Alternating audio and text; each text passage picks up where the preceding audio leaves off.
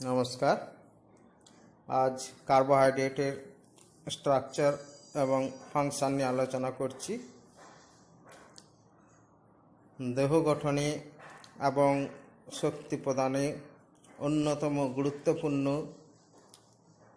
Biological macromolecule হলো carbohydrate, যেটা carbon, hydrogen, oxygen দিয়ে তৈরি।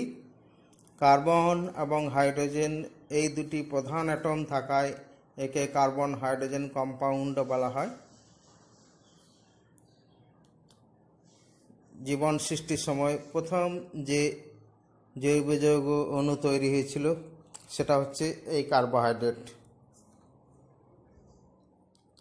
এ মূলত এনার্জি স্টোর হিসেবে দেহে শক্তি সরবরাহ করে থাকে। এর ব্রেকডাউন হলে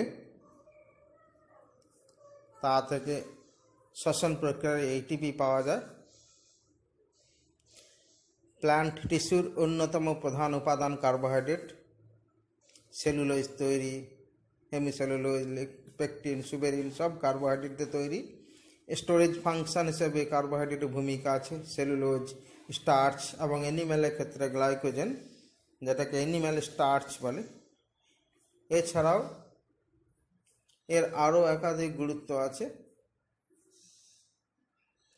যেমন antigen, polysaccharide antigen, LPS, lipopolysaccharide antigen, এইসব তৈরি। জেল, যত জেল আছে, কার্বক্সিমিথাইল সেলুলোজ বা অন্যান্য জেল উপাদানগুলি সব কার্বোহাইড্রেট দিয়ে তৈরি। এছাড়াও আরও একাধিক ফাংশন আছে, তার মধ্যে গুরুত্বপূর্ণ হচ্ছে সুগার ডেরিভেটিভগুলো, যেমন ribose sugar, deoxy ribose sugar, যেগুলো নিউক্লিক অ্যাসিডে থাকে। Blood group antigen, antigen A, antigen B, এগুলো সবই কার্বোহাইড্রেট। এখন আমরা জীবদেহের কয় প্রকার কার্বোহাইড্রেট দেখতে পাই তা নিয়ে স্টাডি করলে দেখা যায় যে মূলত এগুলো তিনটি শ্রেণীর। মনোস্যাকারাইড, যেটা একক শর্করা দিয়ে তৈরি, অর্থাৎ হাইড্রোলাইসিস বা আদ্র বিশ্লেষণ করলে একাধিক সিম্পল সুগার বা অন্য সুগার পাওয়া যাবে না, যেমন glucose, fructose, galactose, mannose, ribose, এইসব। ডাইস্যাকারাইড, এগুলিতে দুটি মনোস্যাকারাইড আছে, অর্থাৎ আদ্র বিশ্লেষণ করা সম্ভব।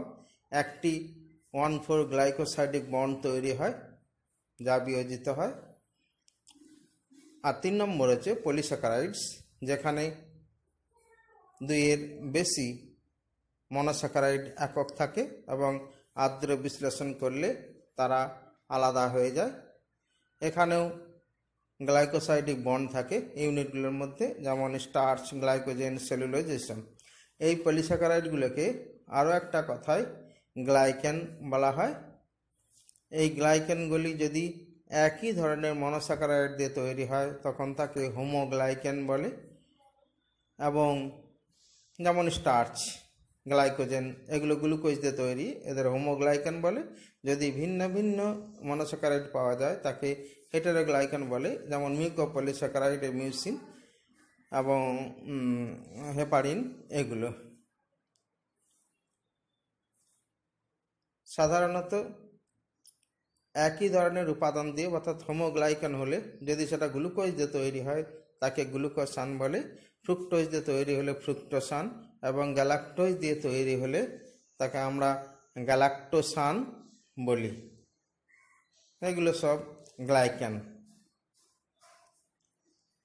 আর ডাইস্যাকারাইডের এবং পলিস্যাকারাইডের থেকে মনোস্যাকারাইডের প্রপার্টি নিয়ে আলোচনা করা হয়। ফিচার্স অফ মনোস্যাকারাইড, অর্থাৎ পলিস্যাকারাইড এবং ডাইস্যাকারাইডের ফিচারটা মনোস্যাকারাইডের উপর ডিপেন্ড করে। মনোস্যাকারাইডের মধ্যে প্রধান হচ্ছে গ্লুকোজ। এখন একটা মনোস্যাকারাইডের কার্বন সংখ্যা কতগুলো থাকবে তার উপর ভিত্তি করে মনোস্যাকারাইডের নাম হয়। অন্ততপক্ষে 3খানা কার্বন থাকতে হবে এবং সর্বোচ্চ 60টা কার্বন দেখা যায়। সি থাকলে তাকে বলা হয় ট্রাইজ সুগার, 3টে থাকলে, 4টে থাকলে টেট্রোজ, 5টা থাকলে পেন্টোজ, 6টা হচ্ছে যেটা রেগুলার সুগার, সেটা হচ্ছে হেক্সোজ। ট্রাইজের উদাহরণ হিসাবে আমরা গ্লিসারলডিহাইড বলতে পারি, টেট্রোজ হচ্ছে এরিথ্রোজ, পেন্টোজ হচ্ছে ribose, deoxyribose, hexose, glucose, fructose, galactose, mannose, এগুলো হচ্ছে সব হেক্সোজ, 6 কার্বন বিশিষ্ট। এরপর হচ্ছে কেমিক্যাল বা ফাংশনাল ক্যাটাগরি, কোন শ্রেণীতে এগুলো পড়ে, অর্থাৎ ফাংশনাল গ্রুপ কি আছে তার উপর ভিত্তি করে এদেরকে দুটি শ্রেণীতে ভাগ করা হয়। যদি অ্যালডিহাইড গ্রুপ বা CHO থাকে তখন তাদের বলে অ্যালডো সুগার, আর যদি কিটো গ্রুপ থাকে তখন তাদের বলা হয় কিটো সুগার। অ্যালডিহাইড গ্রুপযুক্ত সুগারের মধ্যে বা অ্যালডো সুগারের মধ্যে গুরুত্বপূর্ণ হচ্ছে গ্লুকোজ, গ্লিসারলডিহাইড, গ্যালাক্টোজ, রাইবোজ, এগুলো। কিটো সুগারের মধ্যে গুরুত্বপূর্ণ হচ্ছে ফ্রুক্টোজ, রাইবুলোজ, এরিথ্রুলোজ, এই সমস্ত।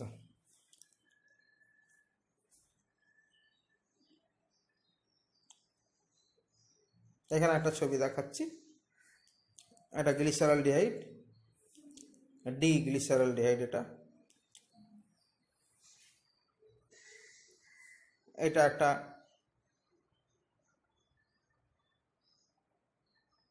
কিটো সুগার, ডাইহাইড্রোক্সিঅ্যাসিটোন।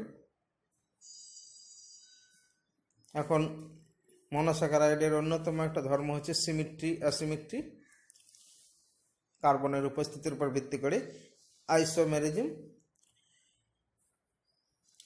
মনোস্যাকারাইডদের দুটি কার্বন সিমেট্রিক, অর্থাৎ এখানে কোনো স্বাধীনতা থাকে না অ্যাটমিক অ্যারেঞ্জমেন্টের।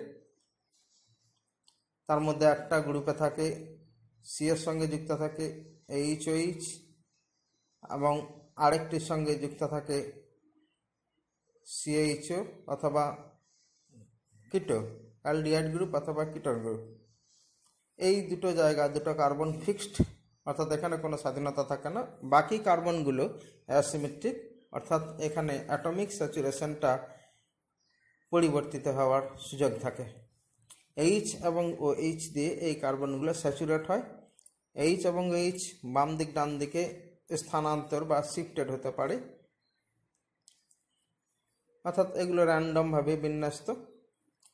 এই ঘটনাকে অ্যাসিমেট্রি বলছে। অ্যাসিমেট্রির ফলে আইসোমার গঠিত হয়। যতগুলি অ্যাসিমেট্রিক কার্বন থাকবে আইসোমারের সংখ্যা সে অনুযায়ী ক্যালকুলেশন করা যায়। যেমন গ্লিসারলডিহাইডে 1টি আছে, গ্লুকোজে 4টি অ্যাসিমেট্রিক কার্বন আছে, এবং এই অ্যাসিমেট্রিক কার্বনের উপর ভিত্তি করে 2n এই ফর্মুলার সাহায্য নিয়ে আইসোমারের সংখ্যা বের করা যায়। এখানে স্মল n অ্যাসিমেট্রিক কার্বন অ্যাটমের সংখ্যা।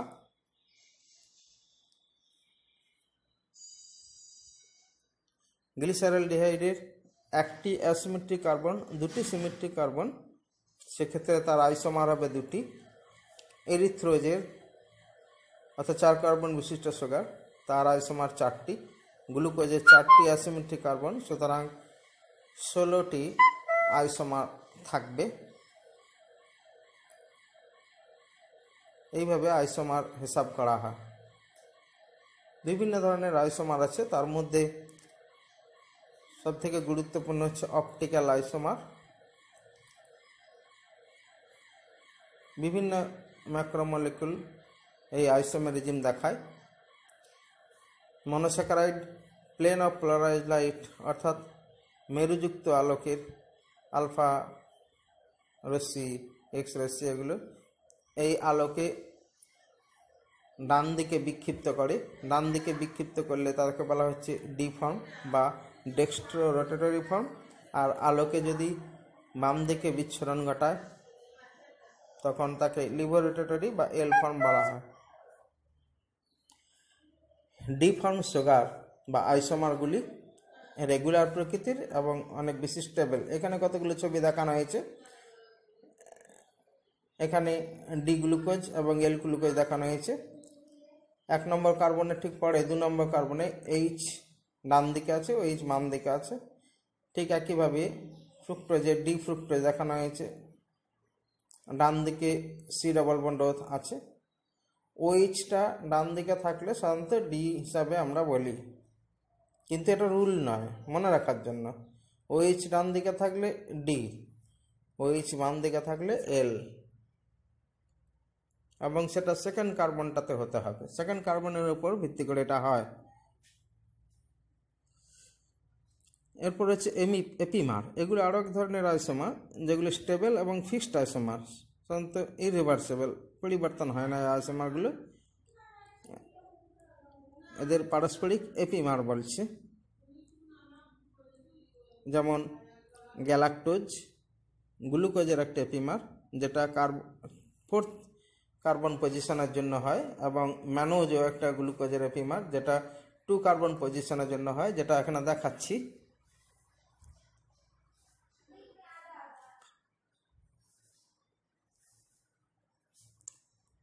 বাম দিকে 4 নম্বর পজিশনে OH আছে, এটা গ্লুকোজ, যেটা আঁকা হলো, এটা হচ্ছে ডি গ্লুকোজ,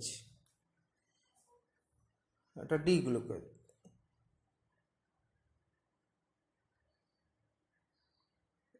এখানে এটা আঁকছি, এটা গ্যালাক্টোজ। 4 নম্বর অবস্থানে OHটা উপরে চলে গেল,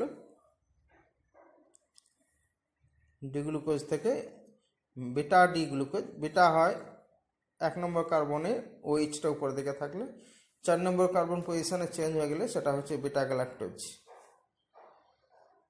তেমনি 2 নম্বর কার্বন পজিশনে OH নিচে ছিল যেটা, সেটা উপরে গেলে সেটা হয়ে যাবে ম্যানোজ, অর্থাৎ ম্যানোজ এবং গ্যালাক্টোজ গ্লুকোজের এপিমার।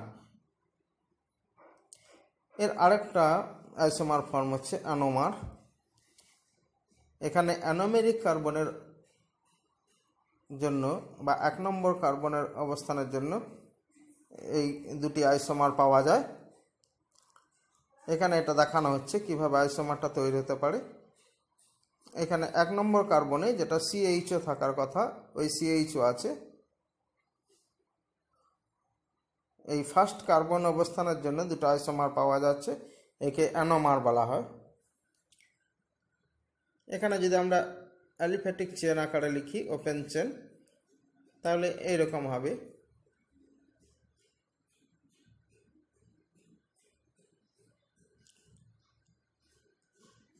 এই রিংটা তৈরি হয় ফার্স্ট কার্বন এবং 5th কার্বনের মধ্যে সংযোগ হলে।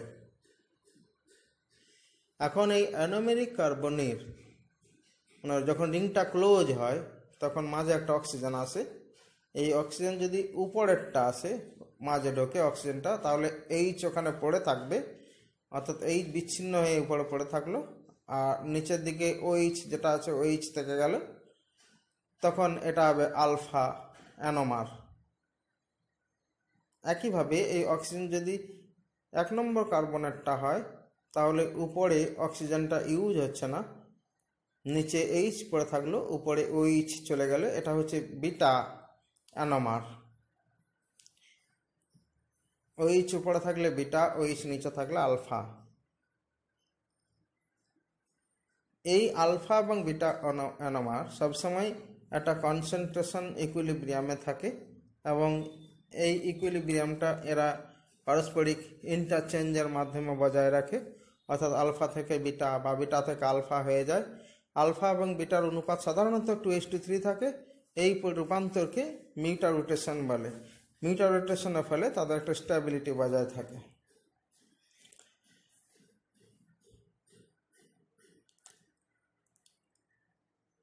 এরপর স্ট্রাকচারাল প্রেজেন্টেশন, কী রকম আকারে আমরা সুগারকে দেখাবো। সুগারের প্রচুর ফাংশন, সেই ফাংশনগুলো সাধারণত ওপেন চেন অবস্থায় বোঝানো যায় না, কিন্তু কার্বন এবং অন্যান্য অ্যাটমিক ডিসপোজিশন অবস্থান বোঝানোর জন্য ওপেন চেনটা ব্যবহার করা হয়। কিন্তু তার বায়োলজিক্যাল প্রপার্টি বা ফাংশনের জন্য সাধারণত ক্লোজ চেন বা রিং স্ট্রাকচারটা ব্যবহার করা হয়। এখানে রিং স্ট্রাকচারটা ঠিক এইরকমভাবে মনে রাখতে হয়।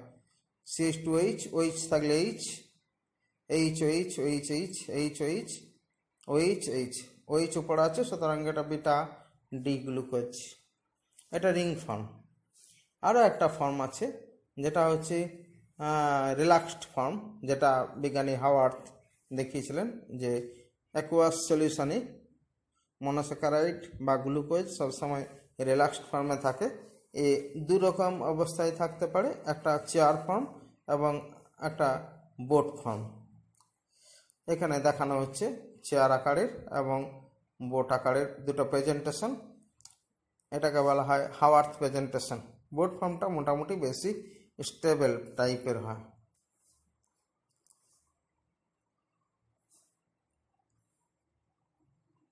এখানে কার্বন অবস্থানগুলো দেখানো হয়েছে। 5 নম্বর কার্বনে CH2OH আছে।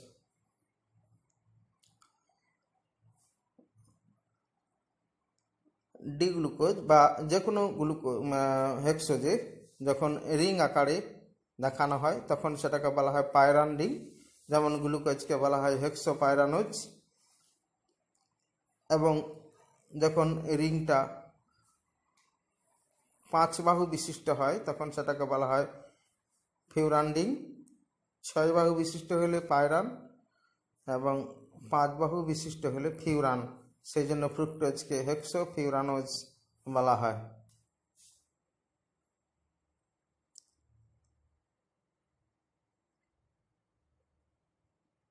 এখানে গ্লুকোজ ডি গ্লুকোজের একটা চিত্র এঁকে দেখালাম। আবার ডি ফ্রুক্টোজের চিত্র এরকম। এটা মেমোরিতে রাখা খুব প্রয়োজন। অন্তত এই দুটো স্ট্রাকচার মনে রাখতে হয়। এরপর প্রপার্টি। কার্বোহাইড্রেট বা মনোস্যাকারাইডের প্রচুর ধর্ম আছে। তার মধ্যে যেটা অন্যতম প্রধান ধর্ম সেটা হচ্ছে রিডিউসিং এবং নন রিডিউসিং। সুগারকে বিজারণধর্মী এবং অবিজারণধর্মী এই দুটি প্রধান গ্রুপে ভাগ করা হয়। রিডিউসিং সুগার যেটা বিজারিত হতে পারে তাদের ওপেন অ্যালডিহাইড এবং কিটো গ্রুপ থাকে। গ্লুকোজ ফ্রুক্টোজ মোটামুটি অল মনোস্যাকারাইড হচ্ছে রিডিউসিং সুগার। ম্যানোজ একমাত্র ব্যতিক্রমে মনোস্যাকারাইড যেটা রিডিউসিং নয়। তেমনি 2 বা ততোধিক মনোস্যাকারাইড থাকলে তাদের ওপেন অ্যালডিহাইড বা কিটো গ্রুপ থাকে না, এগুলো বন্ড তৈরিতে অংশ নেয়। এগুলোকে নন রিডিউসিং বলে। সাধারণত সমস্ত ডাইস্যাকারাইড এবং পলিস্যাকারাইড নন রিডিউসিং। সুক্রোজ একমাত্র ডাইস্যাকারাইড যেটা রিডিউসিং সুগার। এছাড়াও প্রচুর ডেরিভেটিভ পাওয়া যায় সুগার থেকে, যেগুলো বায়োলজিক্যালি খুব ইম্পর্ট্যান্ট। যেমন অ্যামাইনো সুগার, মনোস্যাকারাইডের সঙ্গে অ্যামাইনো গ্রুপ যুক্ত হয়, সুগার অ্যালকোহল, সুগার অ্যাসিড, এই সমস্ত। এই পর্যন্তই, ধন্যবাদ। পরে আবার অন্য ভিডিওয়ে আসবো।